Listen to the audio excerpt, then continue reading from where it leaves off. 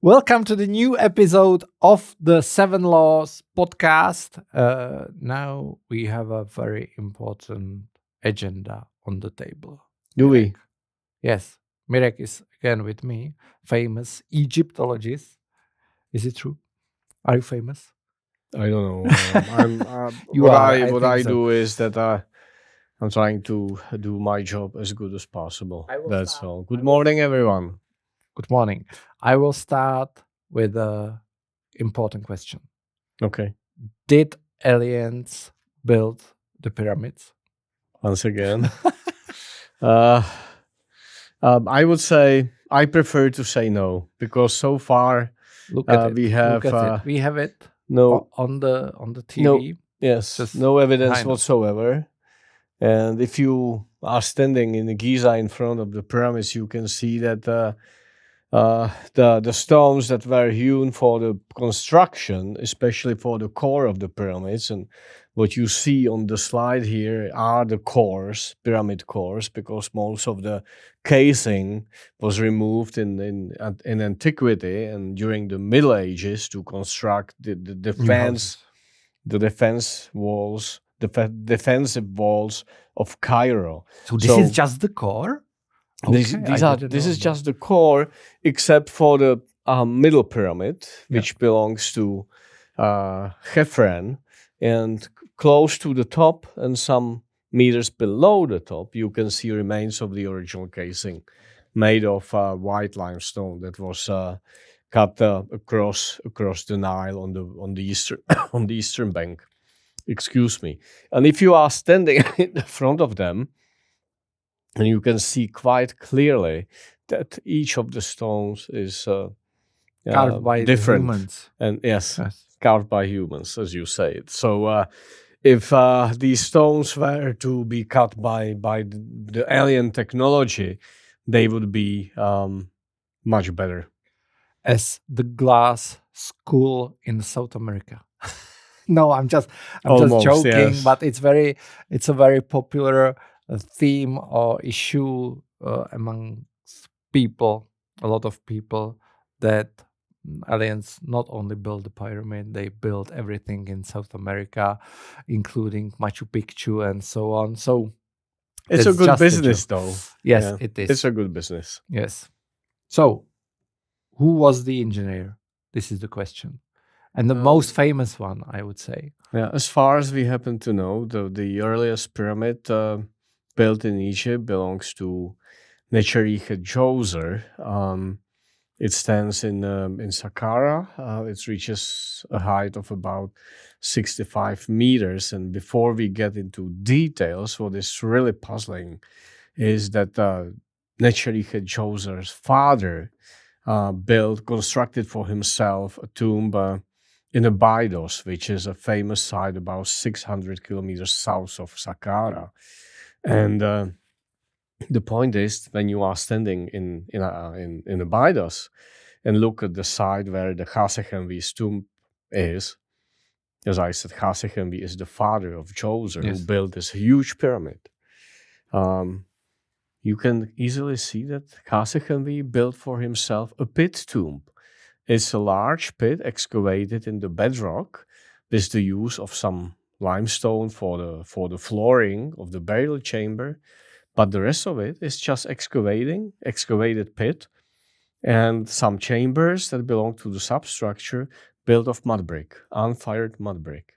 And then, only a couple of years later, comes this Djoser with the famous architect Imhotep at the back, and built this huge thing without any evolution. There is no small pyramid and bigger.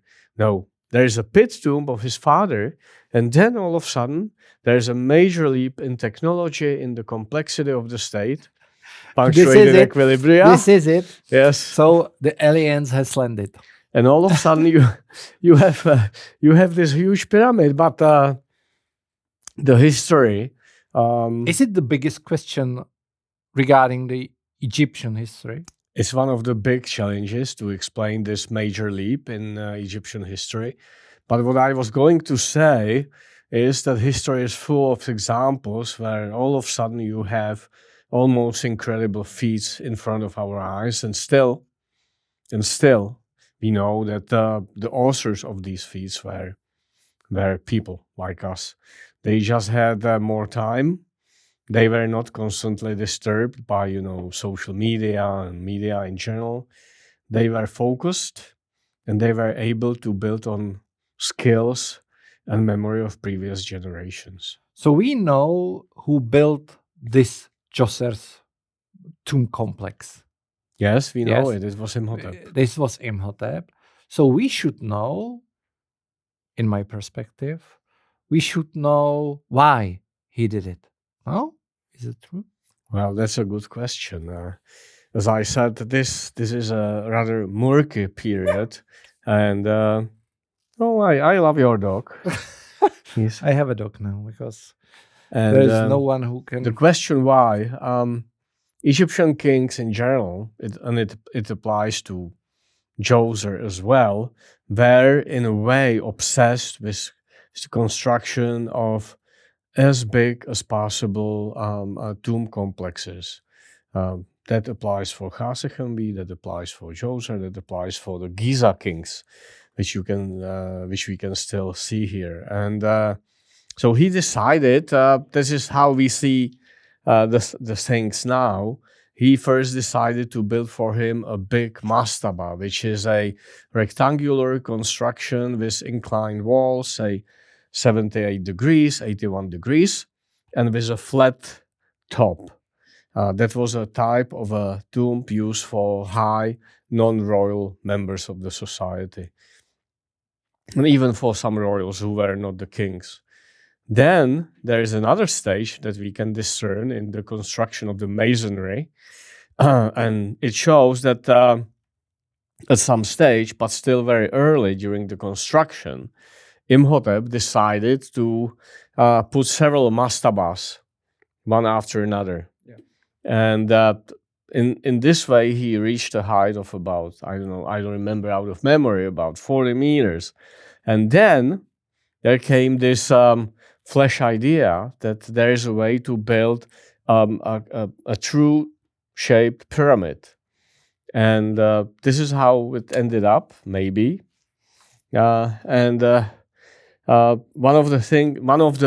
of the meanings they ascribed already in ancient Egypt to the pyramids was the idea of a monumental ladder leading from the earth up to the sky to the divine empire of Egyptian gods. Is it true that this Djoser complex, or I can say pyramid, is it true that it is so vast that it wasn't fully excavated yet? To a large extent, yes. The whole complex, if we take into consideration the enclosure wall, is more than 500 meters long. It's really a huge thing. 500? Yeah, it's really a huge thing. And in the middle, we have the pyramid, but it's not only the pyramid. There are some other parts, and in general, we understand them as a imitation of the earthly royal palace that was built for Djoser to live in the Nile Valley. And that there were specific areas with specific meanings, like a dressing room, a morning room, an official part where Djoser was receiving guests, a part where he was taking decisions in the legal cases, private areas, and also place for ritual meeting with Egyptian gods. So that's why it's so vast, it's so huge. And two major areas that have never been seriously explored are the areas to the north of the pyramid, to the north of the mortuary temple, where the daily rituals were performed, and then a huge area to the west of the pyramid that we call the Western Massifs. And why? Why they never have? Because it's so huge. You need a lot of money. You need a very solid mission. And it's an exclusive domain of Egyptian archaeologists. So we just wait when somebody will take the challenge and will start a mission there. Yeah, And I think, but I don't know if it's true, but I think that we spoke before that you worked in Saka too. Yeah, is it true? no, we work No, in Saqqara. Saqqara. Sorry, But Saqqara. Saqqara is the place where the Djoser complex is standing. It's about 30 kilometers south of Cairo. We should probably have said that at the very beginning, but never mind. And Saqqara is so huge that we work about, say, another 500-600 meters north of Djoser's complex, where a major tomb field that came into being between the third and the sixth dynasties is located. When I talk about the third dynasty, it's the dynasty related to Djoser, because Djoser was, so to say, founder of the third dynasty. We talk about period around 2700 BC, so almost 5 millennia before our present. That's one thing. And the second thing, sixth dynasty is a period around 2100 to 2150 BC, the end of it. So the spread is from 2700 to 2100. It's almost 600 years. It's a long period of time. It is. It is. Do we know who was the Imhotep, and do we know how his life was? That's a very interesting question. We certainly know that Imhotep was one of the earliest attested architects. Later tradition associates him with the art of medicine, and still later on he became one of the famous sages from ancient Egypt. By the way, our mission a couple of years ago discovered tomb of another famous sage attested from ancient Egypt with the name Khasekhemwy, but it's a different topic for today. So Imhotep, his name in English means the one who comes in peace. Very nice Peacemaker. name. And we know that he constructed, or that he was the main author who designed the tomb complex of Djoser, one. Second, he designed also a pyramid complex of his successor, Khasekhemwy, which is another mystery in ancient Egyptian history, because his burial chamber, I mean the burial chamber of Khasekhemwy, was discovered intact in the 1950s by famous Egyptian archaeologist Zakaria Gonem. When I say intact, I mean the sarcophagus standing in the middle of the room, still sealed with flowers on the top, etc. So Zakaria was excited and invited the president of Egypt at the time to come for the ceremonial opening of the sarcophagus. And they opened the sealed sarcophagus, and they discovered that it was empty, and nobody knows where the mummy of Khasekhemwy is. So that's one of the mysteries. And Imhotep was also author of this complex. Yes. So this is second thing. We know a statue. We have a statue of Imhotep from that time. So we know how he looked like. Hmm? We know how he looked like. No, we have No. just a very formalized Yeah. portraits from later periods. We have a pedestal of a royal statue of Djoser where Imhotep is mentioned, which is very unusual because he was not a king, and king considered him so important to include him in his inscription on the pedestal. And that never happened, and that was almost out of question to have somebody of non-royal origin, in the company of the king. And more than 4, 5, maybe generations of archaeologists working in Saqqara were trying to discover the tomb of Imhotep, because he had to be buried very close to his lord, and still we have no idea where his tomb is located. So this is one of the biggest challenges to discover his place of final rest. So this is my sausage dog, as you can see. That's fine. She will speak until the end. No, so you can visit the Djoser complex. Maybe It's one of the major attractions, Yes. and when you get to Cairo, it's one hour drive if you hire a cab or if you go by a tourist bus. And I highly recommend when once you are in Egypt to go and see Saqqara. You can easily spend the whole day on the site. in the complex. And on the side, Saqqara as such, because there are dozens of beautifully decorated tombs that belong really to the best tombs from antiquity. There is the pyramid of Djoser. There are pyramids of some other kings from the 5th and 6th dynasties, such as the pyramid of Unas, the first pyramid with the so-called pyramid text, which means text carved in the burial chamber of the king, which was not usual before then. Actually, Unas invented this. That's the beginning of a new tradition. We have the famous pyramid of Teti, who, according to the tradition, was killed by his guards during the night. So it's one of the earliest historically attested assassinations of a living king. I don't know why I just now remembered Donald Trump in the States. And so you can easily spend the whole day on this wonderful site. Just to help you a bit to orient yourself in the time range, as I said, we are in the 27th century BC. At that time in Europe, the first stage of Stonehenge came into being.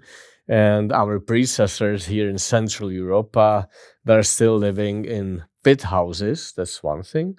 Second thing, in Peru, there was the first city in the world history built out of stone. It's located in Caral. It's another challenges from our history. All of a sudden, you have a stone-built city there.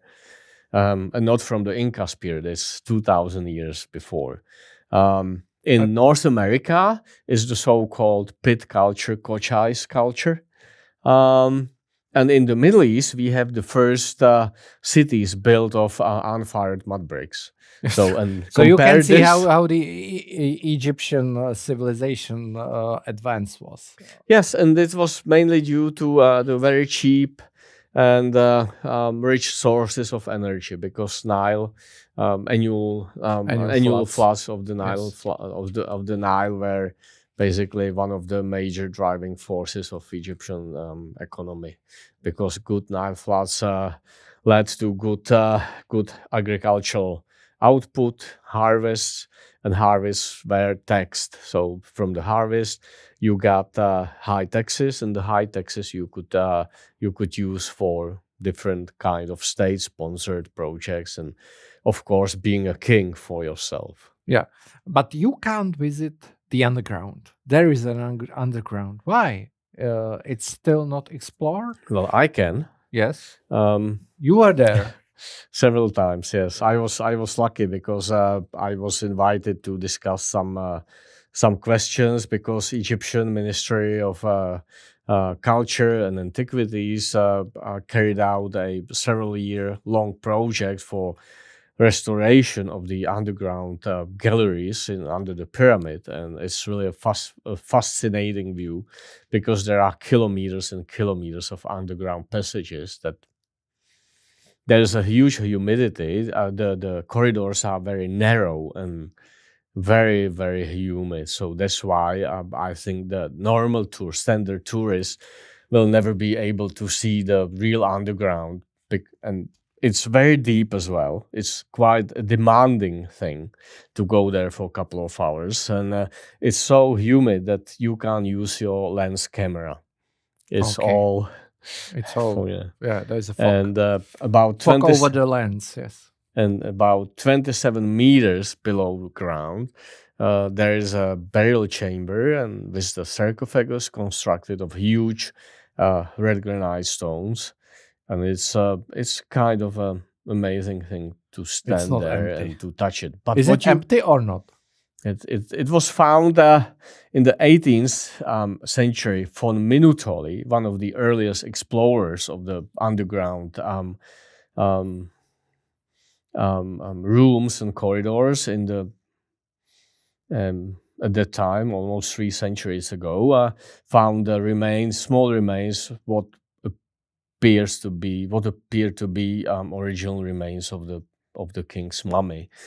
That's rather for sure.